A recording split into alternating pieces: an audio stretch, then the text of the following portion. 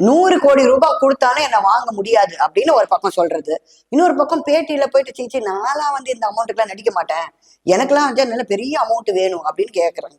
அதுல அந்த கேள்வி கேட்டவர் ஒரு நல்ல அறிவுபூர்வமான கேள்வி கேட்டார். ஏன்னா இவர்கிட்ட அறிவுபூர்வமான கேள்வி கேட்டா இவர் கரெக்டா பதில் சொல்ல மாட்டான்னு தெரிஞ்சுதான் கேட்கிறாரு. ஓகே, என்ன பட்ஜெட்ல படம் எடுத்தா நீங்க நடிப்பீங்க சார் அப்படின்னா, 50 லட்சத்துல படம் எடுத்தா நான் நடிப்பேன் சார் அப்படின்றீங்க. நீங்க 50 லட்சத்துல இந்த காலத்துல எப்படிங்க படம் எடுக்க முடியும்? அதுவே உங்களுக்கு தெரியல. அது தெரிஞ்சனாலதான் அந்த கேள்வியை உங்ககிட்ட கேட்டாங்க. அவங்க 1-2 பேரு ஒண்ணுமே தெரியாத ஆட்கள் உங்களை புகழ்ந்து ஆஹா ஓஹோன்னு நீங்க ரொம்ப டாப்ல போயிடுறீங்க. நீங்க நினைச்சுக்கிறீங்க நீ பேசலாம் கரெக்டுன்னு. ஆனா இன்னைக்கு நீங்க போய் பத்திரிகை இன்டர்வியூ கொடுக்குறீங்களே, அதுலயே நீங்க கேவலப்பட்டு போறீங்க. ஏன்னா கேள்வி கேட்கறவங்க திறமையா இருக்கிறாங்க. அதுக்கு ஏத்த பதில் உங்களால சொல்ல முடியல. இன்ஃபேக்ட் நீங்க சொல்றீங்க எல்லாருக்கும் உங்களை பிடிச்சிருக்குன்னு. உங்க காமெண்ட் செக்ஷன்ஸை கீழே எடுத்து பாருங்க. ஒரு 5-6 பேர் உங்களை ரசிச்சிருந்தாலும் மெஜாரிட்டி உங்களை திட்டி தான் கொடுத்துருக்காங்க. ஒருத்தவங்க ஏன் நீ போய் தற்கொலை பண்ணி சாக மாட்டியான்னு கேட்டிருக்காங்க ஒருத்தர். நான் பார்த்தேன் அந்த கமெண்ட்ஸ்ல. ஸோ இந்த மாதிரி தான் நிறைய பேர் சொல்றாங்க.